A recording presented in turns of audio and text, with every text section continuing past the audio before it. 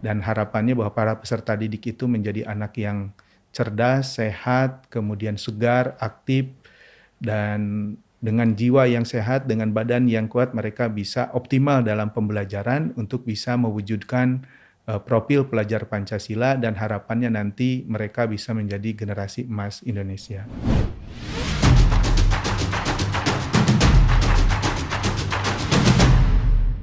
Hai Sobat Belajar, berjumpa lagi di podcast Ditjen PAUD Dikdas dan Dikmen bersama saya Rigil Munajat. Kemendikbudristek menggagas gerakan sekolah sehat dalam rangka pembelajaran tatap muka 100%. Dan di episode kali ini kita akan membahas tentang apa itu sekolah sehat, bagaimana penerapannya di sekolah, dan saat ini sudah hadir di studio Bapak Kurniawan selaku analis kebijakan ahli media Direktorat Sekolah Dasar sekaligus tim gerakan sekolah sehat. Apa kabar Pak Kurniawan? Alhamdulillah baik Mas Rigil dan Sobat Belajar semuanya. Semoga kita semua selalu sehat. Amin.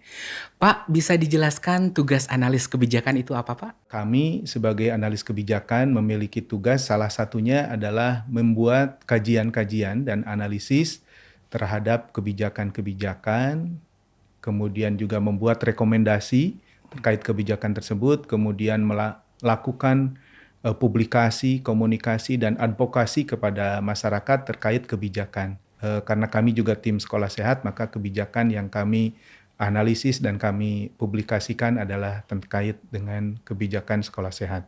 Oke, baik Pak. Nah, mengenai sekolah sehat ini Pak, kita tahu saat ini tidak hanya Indonesia tapi negara-negara lain juga terkena dampak COVID-19 ya. Dan saat ini kita sudah menerapkan pembelajaran tatap muka 100%.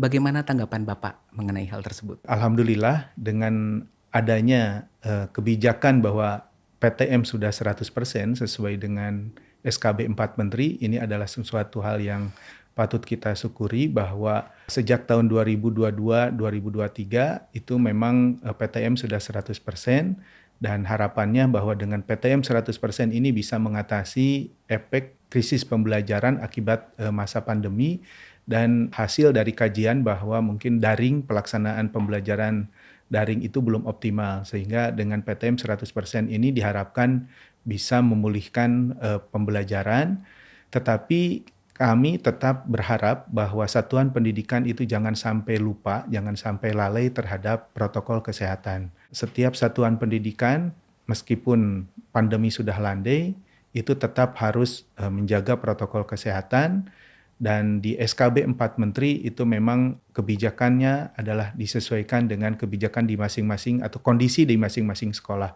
Jadi kami tetap berpesan kepada para pengelola di satuan pendidikan, para kepala sekolah, guru, dan juga para peserta didik, jangan sampai lupa untuk tetap cuci tangan pakai sabun, jaga jarak, dan juga memakai masker.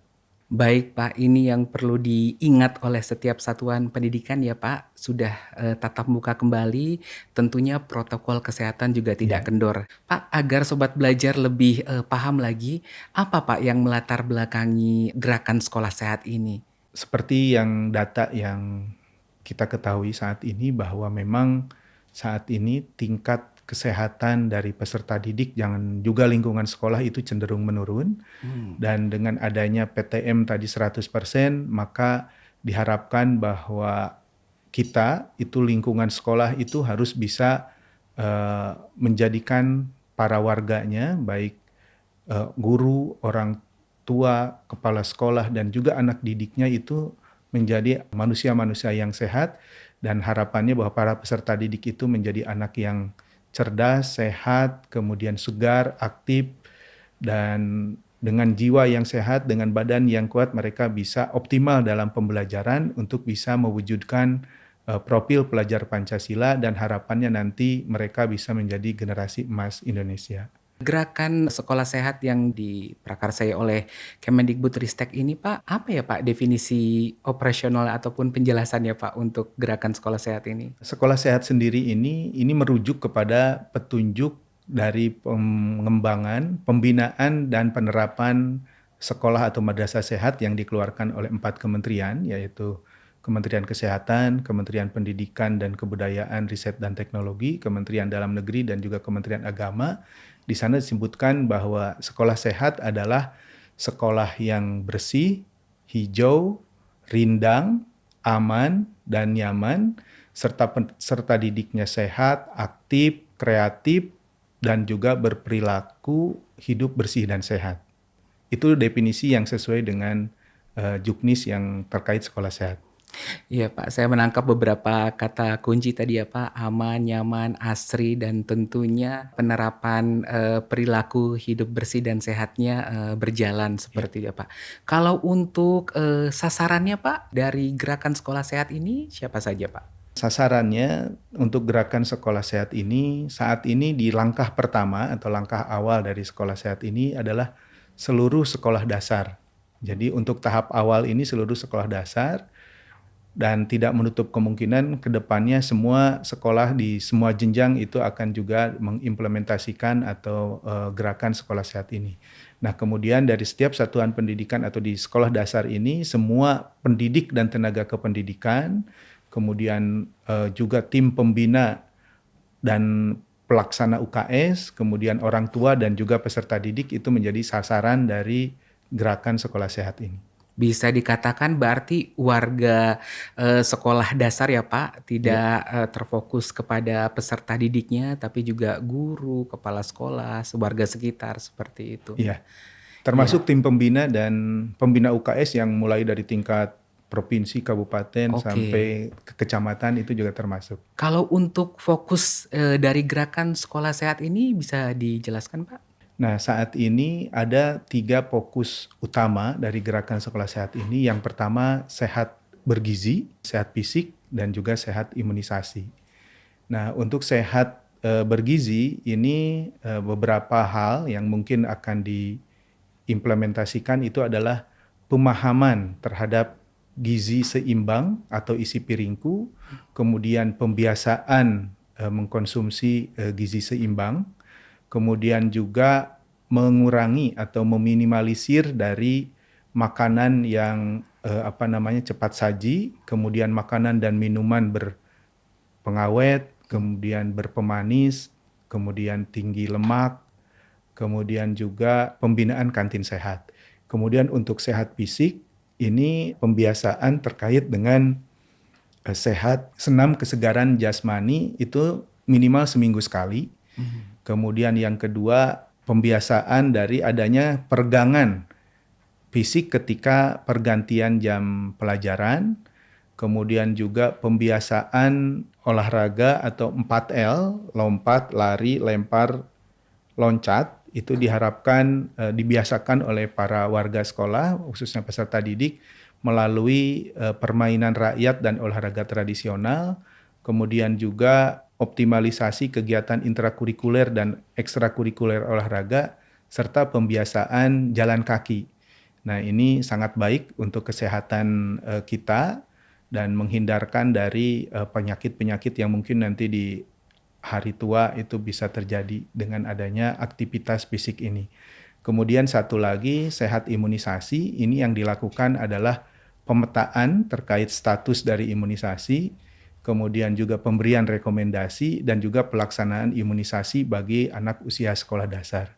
Cukup lengkap ya Pak, komprehensif, ada sehat fisik, sehat gizi, dan juga sehat Imunisasi. imunisasi. Bagaimana cara mewujudkan gerakan sekolah sehat ini agar bisa sesuai juga dengan profil pelajar Pancasila?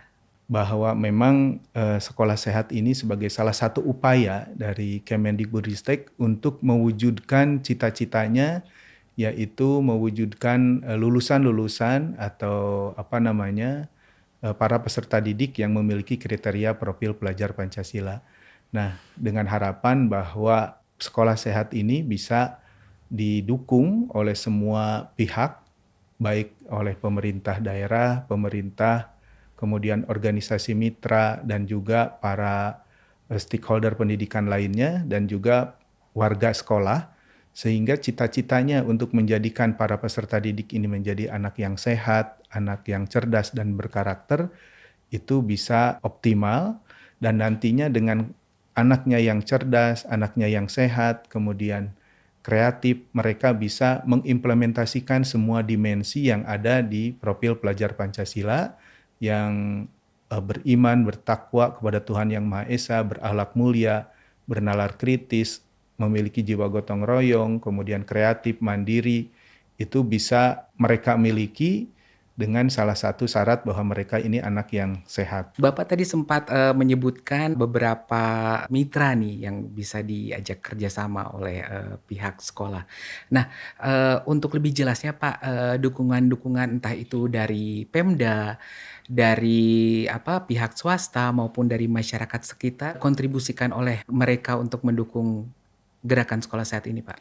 Betul bahwa kebijakan Merdeka Belajar itu Mas Menteri sering menyampaikan bahwa tidak bisa dijalankan sendiri, memerlukan dukungan dari semua pihak serentak bergerak untuk menyukseskan kebijakan Merdeka Belajar. Hal ini juga sama dengan kebijakan sekolah sehat ini. Sekolah sehat ini bisa optimal, bisa sukses apabila semua stakeholder pendidikan ini serentak bergerak untuk menyukseskannya. Baik pemerintah daerah, mitra, dan juga masyarakat, warga sekolah, dan orang tua secara khususnya tadi. Banyak hal yang bisa dilakukan oleh semua stakeholder tersebut dalam menyukseskan ini. Salah satunya mungkin untuk pemerintah daerah terus mendorong setiap satuan pendidikan agar mengimplementasikan sekolah sehat ini, bisa dengan membuat regulasi-regulasi, kemudian juga bisa menyediakan sarprasnya untuk mengoptimalkan dari implementasi gerakan sekolah sehat.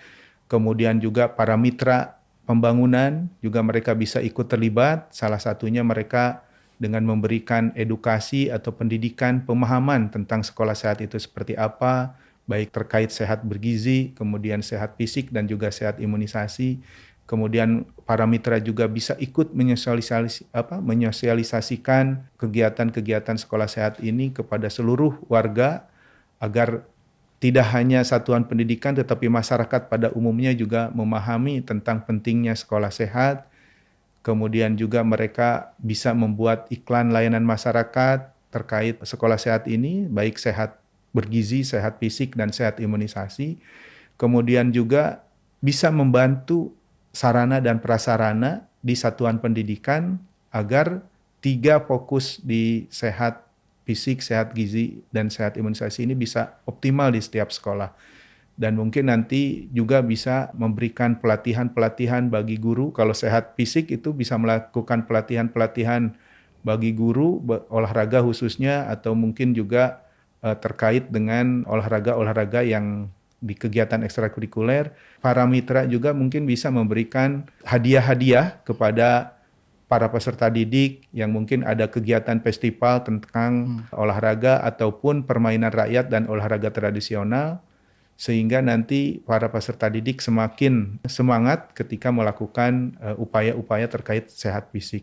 Kemudian terkait sehat imunisasi, para mitra juga bisa mensosialisasikannya sehingga dukungan dari semua stakeholder, khususnya dari orang tua dan masyarakat itu memiliki kepahaman yang baik terhadap imunisasi ini dan juga bisa meningkatkan keikutsertaan imunisasi dari para peserta didik. Banyak sekali ruang ya Pak Betul. buat mitra-mitra ini untuk bisa mendukung sekolah mensukseskan gerakan sekolah sehat, dan kemitraan menjadi bagian yang sangat penting. Betul. Kalau dari penjelasan Bapak, saya suka pakai analogi, contohnya sapu lidi kalau cuma satu itu tidak bisa jadi sapu. Kalau misalkan banyak, nah baru terlihat fungsinya dan bisa bermanfaat.